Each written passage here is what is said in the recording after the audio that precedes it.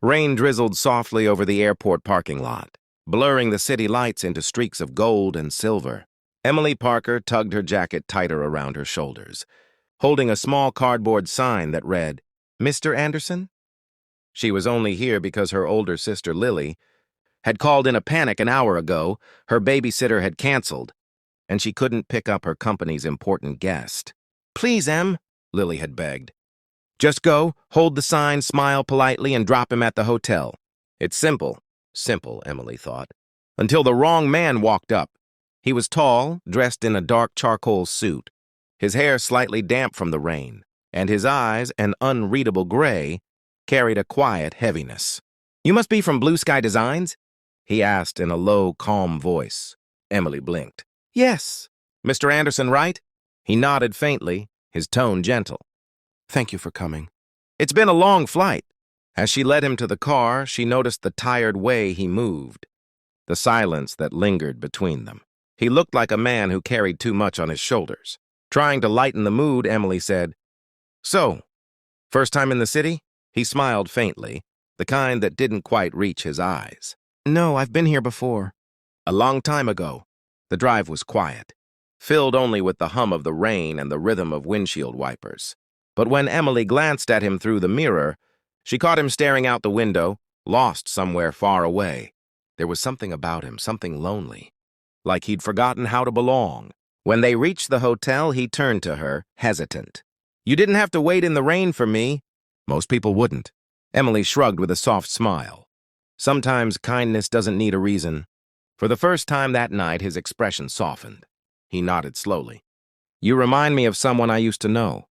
She didn't know it yet, but that small act of kindness, one wrong pickup, and one lonely CEO would change both their lives forever. The next morning, Emily woke up to an unknown number flashing on her phone. She hesitated, then answered. "Miss Parker?" The voice was familiar, deep and calm. It was him. "This is Ethan Anderson. I believe there's been a misunderstanding." Emily sat up. "Misunderstanding?" "Yes," he said, sounding amused this time. "I'm not the Mr. Anderson from Blue Sky Designs. I'm Ethan Anderson, CEO of Anderson Holdings. You picked up the wrong man last night." Her heart nearly stopped. "Wait, what? You're not my sister's client?" He chuckled softly, the sound surprisingly warm. "I was waiting for my driver when I saw you holding a sign with my last name. I assumed you were sent for me." Emily buried her face in her hands, mortified. "Oh, no, I am so sorry. I thought—" "Don't apologize," he interrupted gently. "Honestly, it was the best mistake that's happened to me in a long time." There was a pause. Something about the sincerity in his tone made her chest tighten.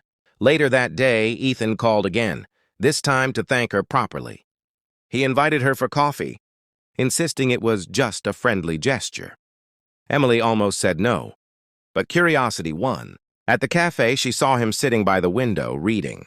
He looked less like the cold CEO she'd imagined and more like a man, quietly searching for peace.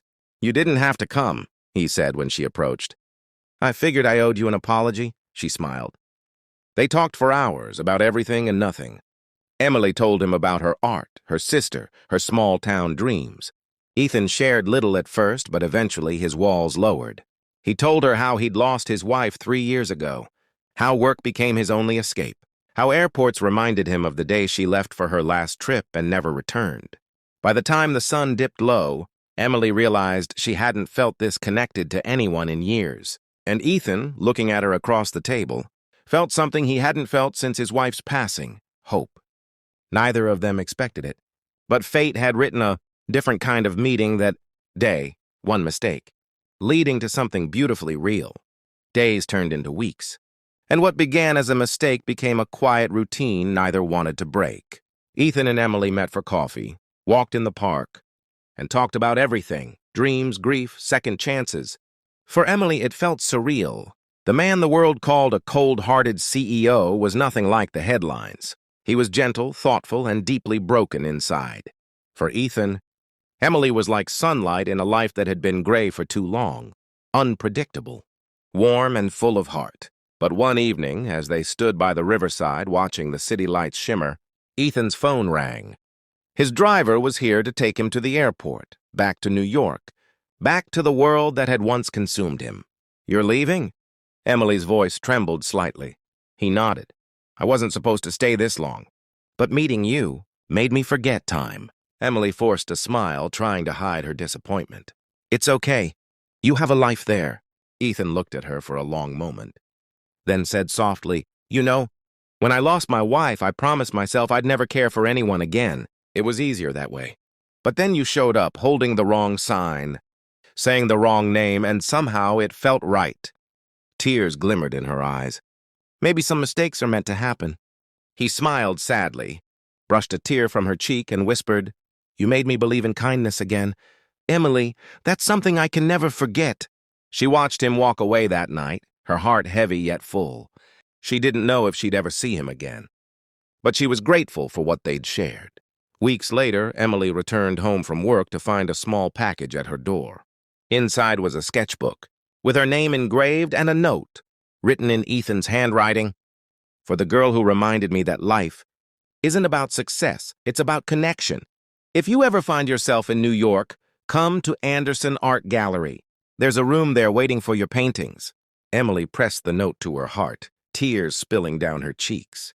She never meant to change a billionaire's life, but with one act of kindness she had. And maybe, just maybe, fate wasn't finished with their story yet.